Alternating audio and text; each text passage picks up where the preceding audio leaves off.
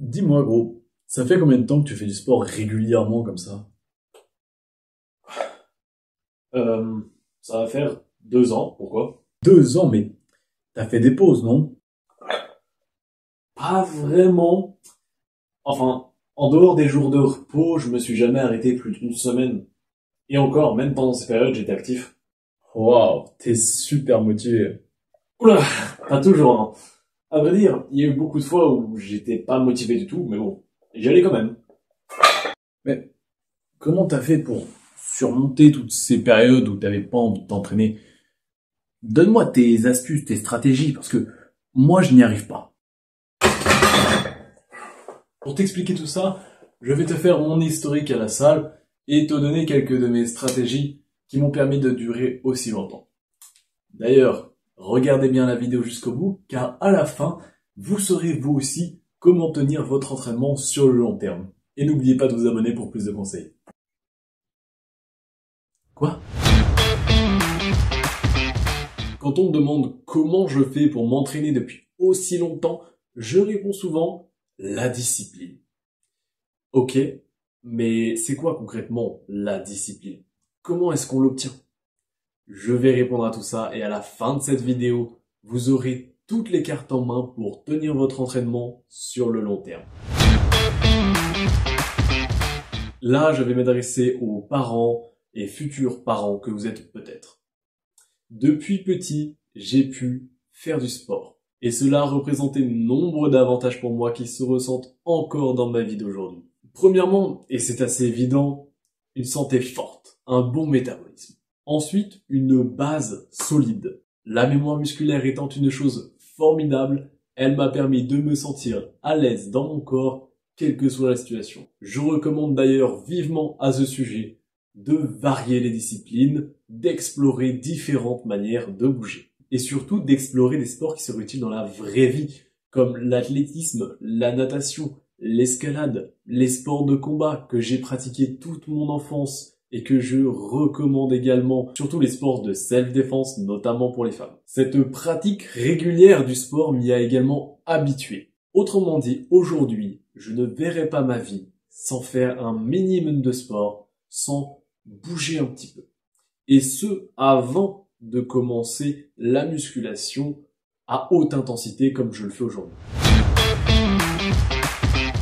On confond souvent la motivation et une motivation.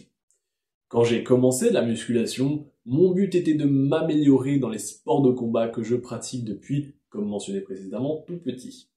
Puis, j'ai assez rapidement découvert que je pouvais transformer le corps de stickman que j'avais à l'époque en un corps un peu plus présentable, voire beaucoup plus présentable avec beaucoup plus d'entraînement. C'est là que j'ai trouvé une motivation, un objectif, un but. Celui de prendre de la masse. C'est ce dont les gens ont besoin. Un objectif, pas prendre de la masse. Tout le monde n'a pas besoin d'être énorme. Bon, de base, je voulais prendre 10, 15 kilos. Je suis passé de 60 à 83 kilos et je ne suis toujours pas satisfait. Mais c'est très bien, car cela démontre quelque chose, un objectif, ça peut évoluer. Et il n'y a aucun mal à ça. Tant qu'il reste clair, on a toujours le droit de vouloir se dépasser et donc, au passage, dépasser ses objectifs. Le mien actuellement, c'est son physique à lui. Ouais, j'en ai encore pour quelques années. Le tout étant d'avoir un objectif clair et qui nous tient à cœur.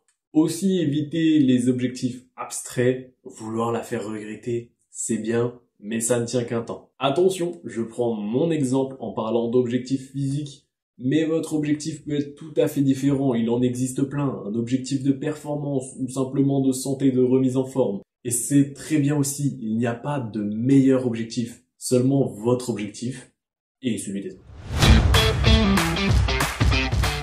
Bon, pour tenir sur le long terme, il faut un peu plus que ça, vous vous en doutez. Voici quelques tips qui m'ont aidé à tenir, même quand la motivation se faisait absente sur le long terme. Ce n'est pas super bien dit, mais ça doit faire 6 fois que j'essaie de dire cette phrase sans bégayer, je la garde. Bref, je vais essayer de vous donner ces tips de manière le plus chronologique. Les premiers étant ceux que vous pouvez appliquer dès le début de votre entraînement, et les suivants qui vont s'appliquer au fur et à mesure. D'abord, il vous faut garder une trace de vos progrès. Pour une transformation physique, vous pouvez prendre des photos. Pour un objectif de performance, vous pouvez prendre des vidéos ou les noter.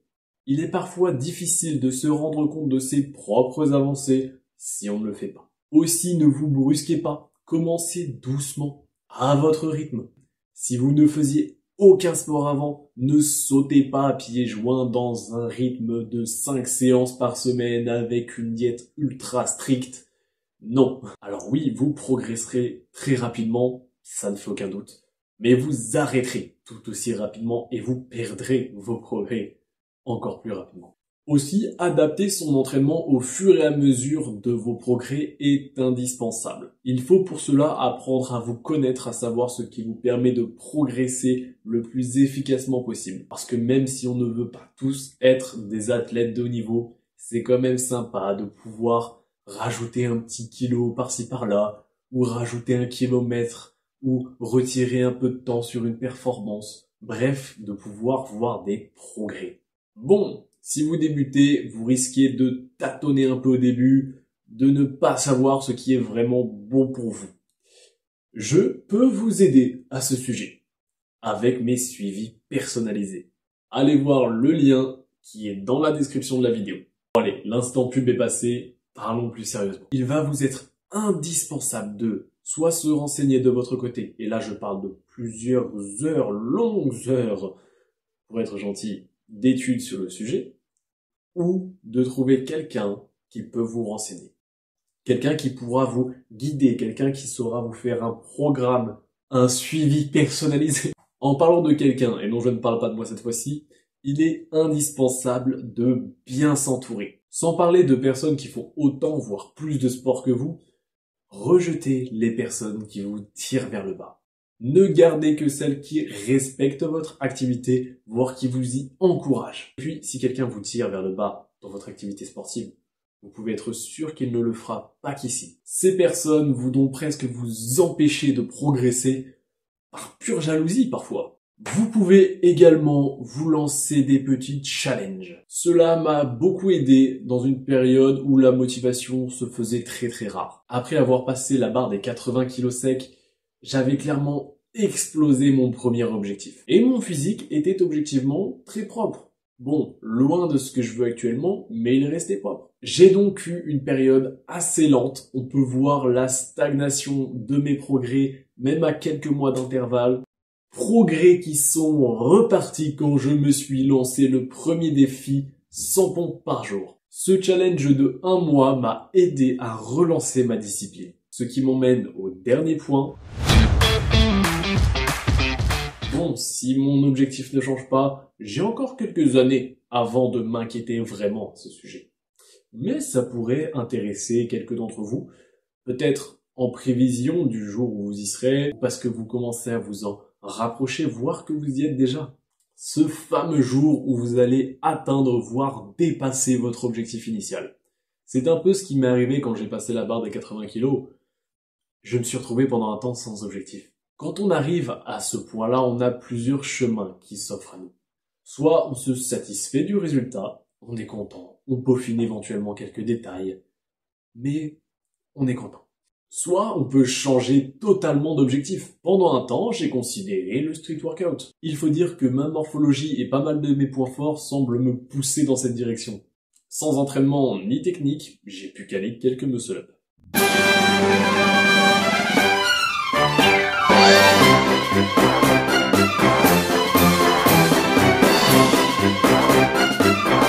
Ou alors vous faites comme moi.